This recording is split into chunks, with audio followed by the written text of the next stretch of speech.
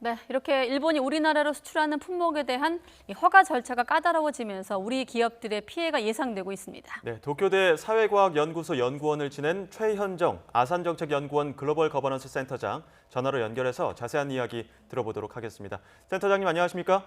네, 안녕하세요. 최현정입니다. 네, 자 일단 오늘이 8월 2일이기 때문에 이 한일 간 무역 갈등이 본격화된 지 한 달 정도 된 시점인데 화이트리스트 그렇네요. 배제 조치가 나왔습니다. 어떤 네네. 의미가 있다고 보십니까? 간단하게 화이트리스트에 포함된 백색 국가라는 게 안보 우방국을 의미합니다. 경제적인 것 이전에 네. 안보 우방국으로 지정해서 전략 물자 수출 시에 포괄적으로 허가를 내주고 심사 면제를 해주고 하는 혜택을 줬었는데요. 이제 그러한 혜택이 이런 자연스럽게 흘러가는 게 아니라 건건으로 내버려둬서 경제적으로 이게 어떤 규제 조치가 강화됐다고 보면 되겠죠. 예. 네. 그 공표 후에 21일이 지나야 이 본격적으로 시행이 될 텐데 네. 그동안에 어떤 입장을 번복할 가능성이 있다고 보십니까? 전혀 지금 상태로는 전혀 번복할 가능성이 높아 보이지 않고요. 네. 어제 보도된 것처럼 미국의 종제 노력을 조금 기대를 했었는데 효과가 없었고요. 오늘 우리 정부의 입장을 보더라도 굉장히 강공으로 나가는 것 같아서 지금 시점으로 볼 때 일본 측에서 번복할 가능성은 없다고 봅니다.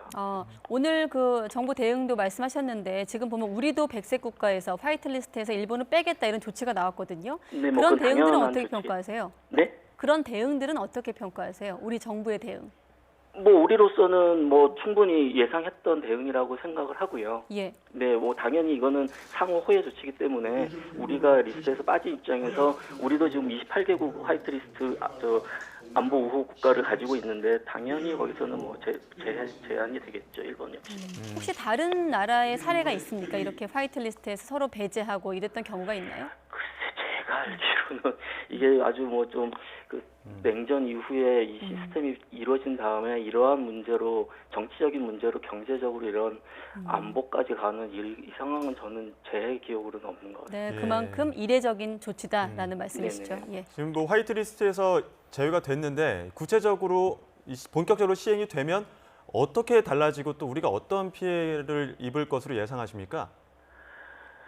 글쎄요, 우선 금수 조치가 아니에요. 그래서 전략 물품의 일본에서 수입이 불가능한 건 아니거든요. 네. 예. 그 대신에 이제 수입에 대한 절차라든지 시간이라든지 비용이 더욱 들어가게 된다라는 거겠죠. 그리고 이제 그 시간이나 비용 이상으로 우리 경제가 가지는 불확실성이라는 게 되게 큰 피해입니다. 그래서 그 불확실성이라는 게 사실 오늘 시장에서 2000선이 깨진 이유라고 저는 보고요. 네.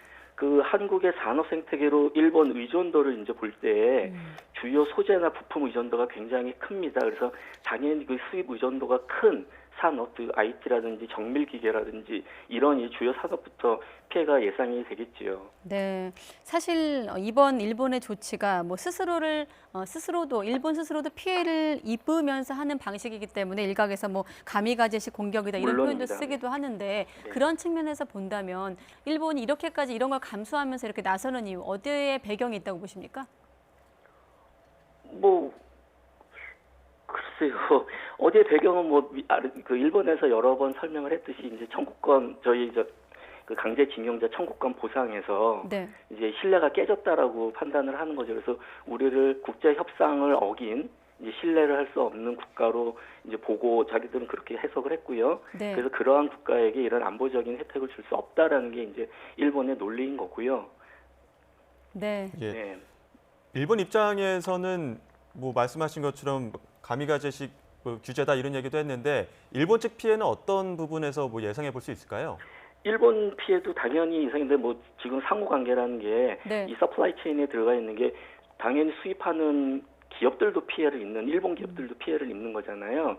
그래서 사실 이제 피해 규모나 누가 더 피해다라는 건 당연히 우리가 의존도가 있는 입장에서 우리 피해겠지만 네. 얼마 전에 제 기억으로는 반도체 산업이 이제 워낙 지금 가장 핫 이슈가 됐었으니까 우리 경우에는 45조, 일본에서는 한 1,700억 원으로 계산을 할 때 확실히 우리가 커요. 근데 저는 사실 지금 단계에서 이런 피해를 수치화해서 누가 더 크다, 누가 더 작다가 문제가 되는 게 아니라 일본도 국내적으로 굉장히 경제적으로 피해가 있을 겁니다. 그리고 그건 경제적인 피해 이후에 굉장히 외교적인 이제 어떤 자유무역주의 국가로서의 외교적인 입장에서도 곤란을 당하는 게 이제 이후 문제가 되겠죠. 네. 그래서 일본이 가미가제 시기라는 게 저도 뭐 굉장히 그 일본 사람들도 우려를 포하고 있고요. 실제로 일본의 학자라든지 경제인이라든지 네. 언론인들도 많이 그 우려를 하고 있는 걸 알고 있습니다. 지금 센터장님께서 일본 내부의 어떤 목소리도 아베 정권에 반하는 어떤 그런 비판적인 목소리를 전해주셨는데 조금 더 설명을 해주시죠. 사실 일본에서 이 사태를 어느 정도 견제하고 있는지도 궁금하거든요.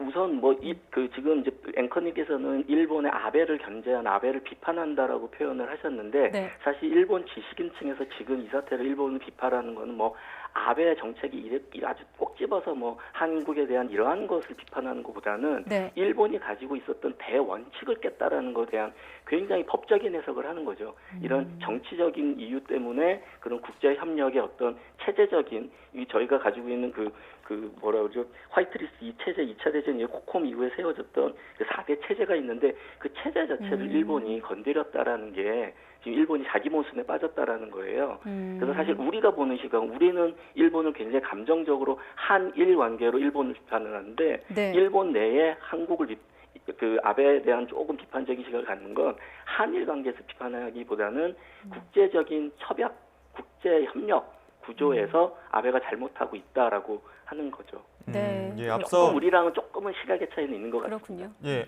앞서 홍남기 경제부총리 브리핑에서도 나왔는데 국제기구를 통해서 해결책을 찾겠다 이런 이야기도 했거든요. 네네. 우리 정부는 WTO에 제소한다는 방침도 있습니다. 지금 네네. WTO에 제소하게 되면 앞으로 어떻게 또 방향이 흘러갈까요? 글쎄 우선은 WTO 제소한다라는 건 경제적인 효과보다는 외교적인 효과가 더 크다는 게 제 개인적인 생각이고요. 예. 왜냐하면 지금 뭐 당연히 저희로서는 WTO에 제소할 수밖에 없습니다. 왜냐하면 우리는 어느 정도 승소 가능성, 우리 입장에서는 예. 승소 네. 가능성을 보고 있고요. 그런데 이제 이런 승소를 하더라도 우리 경제가 가져오는 긍정적 역할은 너무 늦고요. 왜냐하면은 뭐 이제 이게 외교적으로 명분 쌓는 데는 굉장히 큰 도움이 될 거예요. 저희 입장이 분명 확고하기 때문에. 근데 이 WTO 체제라는 게 시간이 굉장히 걸립니다. 얼마 네. 전에 그 유명한 그 한일 수산물 분쟁도 3년, 제 기억으로는 한 3년 네. 넘게 가까이 걸렸던 거로 후쿠시마 기억이 되는. 수산물 말씀하시는 거죠? 네네네. 예. 한일 수산물 분쟁이요. 그것도 3년 가까이 걸렸는데 이거는 아마 그보다 더 걸릴 것 같고요. 근데 예. 지금 이제 한일 문제를 떠나서 WTO를 우리가 아주 크게 보고 거기에서 승소를 하면 큰 게 떨어질 것처럼 생각을 하는 것 좀 위험한 게 네. 지금 WTO 시스템이라는 게 그게 조금 그 위기에 있습니다. 그 자유무역 질서 자체가 아시다시피 트럼프 이후에 WTO의 질서라는 게 굉장히 무시를 많이 당하고 있고 네. 이경제국인 중국 역시 뭐 WTO의 자유무역 질서나 정신을 준수하고 있다라고 보는 전문가들은 많지 않습니다. WTO가 이미 예전같이 그런 확고한 자유무역주의의 질서를 딱 기틀을 잡고 있지 않는데 우리는 조금 구체제, 조금 지나간 유물에 이렇게 뭐 동아줄을 잡고 그것만 이기면 우리가 이 한일 갈등에서 우리가 승기를 잡는다라고 정치적으로 해석을 하는 게 저는 조금 위험하다고 보고요. 네. 예. 뭐 그거는 우리가 해야 되는 당연한 어떤 그 프로세스겠지만은 그것만을 기대하고 있어서는 안 된다라고 봅니다. 네, 뭐 한일 간 외교장관 회담, 뭐 어제 있었던 회담에선 조금 잘 안 풀렸던 것 같고 지금 네네. 방콕에서 한밀 외교장관 회담이 이제 잠시 뒤에 열릴 예정인데 어떻습니까? 여기서 미국의 중재라든지 미국의 역할을 통해서 좀 단초가 마련될 수 있을까요? 정말 개인적인 기대는 하고 싶은데요. 네. 냉정하게 말씀드리면은 일본 정부가 오늘 결정을 해서 발표를 하고 우리 정부도 맞대응을 해서 굉장히 센 얘기를 했는데 오늘 해결의 단초가 나온다라고 절대 저는 객관적으로 볼 때 보지 않습니다. 네. 예, 부정적이라 죄송하긴 한데. 네. 네. 미국이 그동안 한일 양국의 중재안을 제시하기도 했었는데 어떤 내용인지 또 짚어볼 수 있을까요?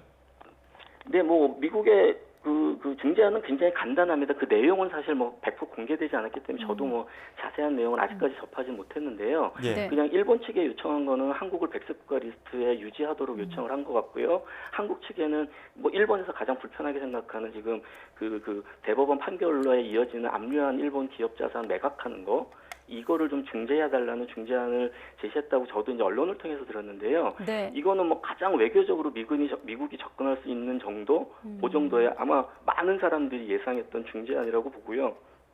그 정도로 한국도 들어줄 수 없고 사실 일본도 들어줄 수 없는, 하지만 미국은 제한할 수밖에 없는 그러한 중재안이었다라고 저는 그냥 평가를 합니다. 원론적인 외교적인 어떤 그렇죠. 대응이었다 이렇게 그 동북아 보신다는 구조에서 말씀이죠. 네. 한미일 삼국 안보 구도라는 게 미국이나 한국이나 일본 모두에게 굉장히 중요해요. 왜냐하면 뭐 동북아시아에서 자유무역주의, 자유민주주의 이거를 공유하는 나라는 3개국 가까밖에 없습니다. 네. 그런 입장에서 리더 국가인 미국이 역할을 하겠다라는 거는 뭐 당연한 기대를 가지고 있었고요.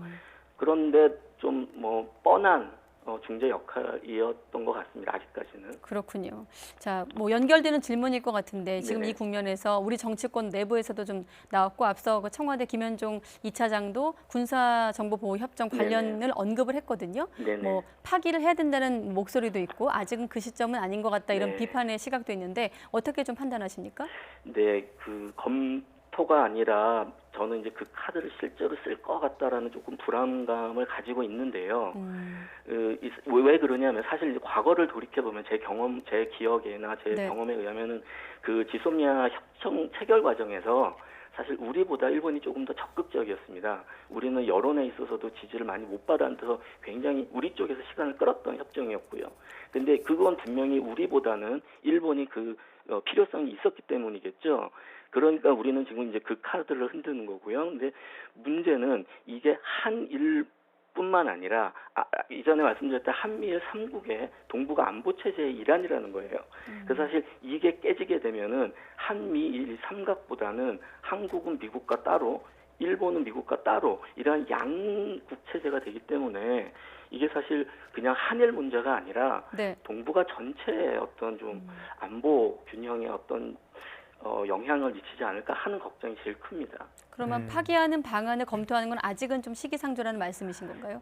저는 좋은 사실 카드가 아니라는 일본이 말씀이신가요? 이런 강수를 자꾸 쓴다고 우리가 맞대응을 하기보다는 조금은 우리는 좀 더 좀 성숙하게 대응을 하는 게 오히려 외교적인 명분 쌓기에도 좋지 않을까라고 보는데요. 그러니까 아까 말씀드렸듯이 일본에서 우리를 화이트 리스트에 지웠으니 우리가 우리는 28개국을 지금 리스트에 가지고 있는데 일본 포함되어 있습니다. 당연히 상호해 조치 위해서 일본을 제한하는 것 그거는 당연한 조치고 외교적으로 당연한 네. 조치인데 이거를 이제 진짜 그게 있는 안보 정보 군사 조치까지 가져가게 되면 또 하나 에스컬레이션 이 레벨업이 되는 거거든요. 그래서 그 이후에는 또 자꾸 이 스케일업이 될까봐 이거는 사실 우리는 조금은 외교적인 노력을 좀 더 했으면 하는 게 제 개인적인 네. 바람입니다. 네, 뭐 외교적인 노력으로는 우리 정부의 뭐 국제 여론전도 중요할 것 같은데요. 굉장히 지금 중요하겠죠. 상황에서는 국제사회 여론 어떻게 전개될 것으로 예상해 볼 수 있을까요? 그 외교적인 측면에서는 사실 눈에 보이기보다는 명분 쌓기입니다. 우리가 왜 이런 입장을 고수할 수밖에 없다라는 합당한 근거를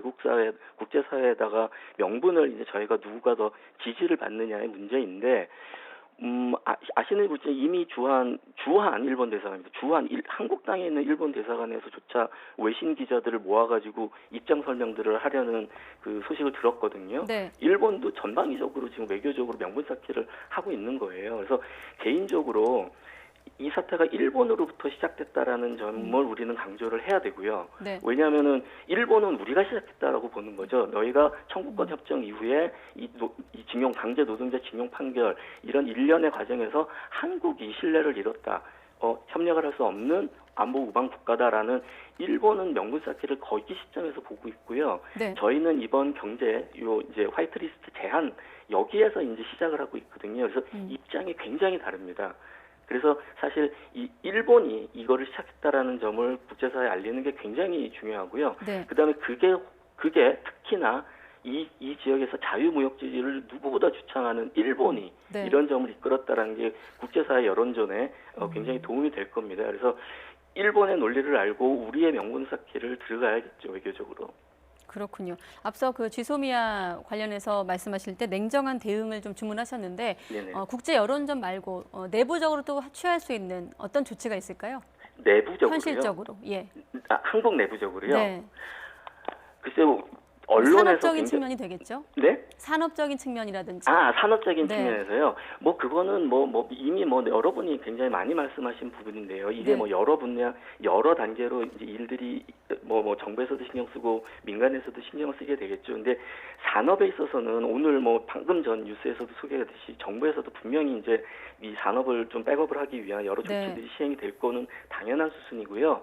하지만 기업들은 아마 이 사태를 정치권보다는 훨씬 더 미리 준비하고 있었을 거라고 저는 봅니다. 왜냐하면 기업은 이거는 실질적인 피해가 오는 부분이기 때문에 네. 분명히 기업들은 어떻게든 아까 말씀드린 시간이 걸리고 비용이 더 들고 행정적인 절차가 더 복잡해지더라도 네. 이게 금수 조치는 못 가져오는 건 아니거든요. 그러니까 어떠한 루트를 통해서 기업적인 정치색을 뺀 경제적인 산업적인 관계로 일본 기업들과의 관계 유지를 통해 가지고 분명히 극복을 하고자 노력할 거고요.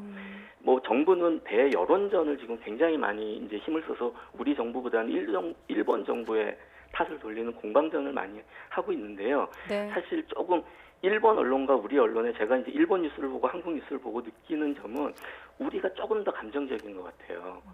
그래서 조금 이런 감정적으로 이제 이런 부추기는 것보다 정부는 정말 그냥 정부의 할 일을 하는 거고요. 네. 정부가 구태여 일본 물건 불매 운동 이런 건 정말 민간 차원에서 너무 잘해 나가고 있는 건데 정부가 여기에 조금이라도 말을 섞는 순간 이거는 민간의 의지가 굉장히 퇴색되게 돼요. 그래서 저는 각 사회 각 분야별로 지금 이 사태를 분명히 대할 수 있는 입장이 다르다라고 생각을 하고요. 그래서 정부도 여기에서 오히려 뒤에서 일을 해야지 너무 이거를 앞에서 어떤 일본을 너무 이렇게 좀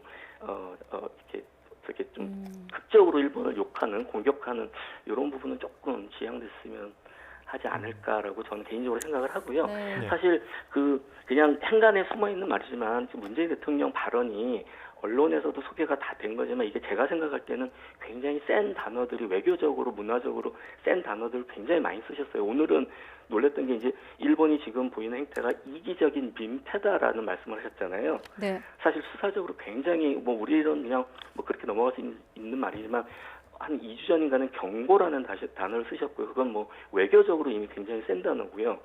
오늘 쓰신 이기적인 민폐라는 단어는 일본 국민들이 문화적으로 가장 꺼려하는 단어예요. 그래서 저는 분명히 그게 이제 청와대에서 알고 쓰셨다라고 보는데 아마 이 이기적인 민폐라는 단어에 일본 여론은 조금은 이렇게 좀 기분 나빠하지 않을까라는 생각을 하고요. 분명히 일본 여론도 여기에 찬반이 있습니다. 그래서 일본 모두를 우리가 매도하기보다는 조금은 갈라서 일본도 우리를 지지하는 부분도 있으니까 좀 공공 외교를 좀 더 일본에 네. 힘써가지고 하는 게 좋지 않을까. 네, 봅니다. 앞서 서두에 이번 화이트리스트 조치가 전례 없다고 또 센터장님도 말씀하신 만큼 이례적인 조치다 보니 정부의 대응도 좀 강경하지 않았나 이런 생각이 드는데 네. 정부의 대응에 대한 생각, 판단도 좀 다를 수 있다는 점 한번 확인하고 넘어가도록 하겠습니다. 네, 지금까지 화이트리스트 배제 결정과 관련해서 최현정 아산정책연구원 글로벌 거버넌스 센터장과 이야기 나눴습니다. 센터장님 오늘 말씀 고맙습니다. 고맙습니다. 네, 감사합니다.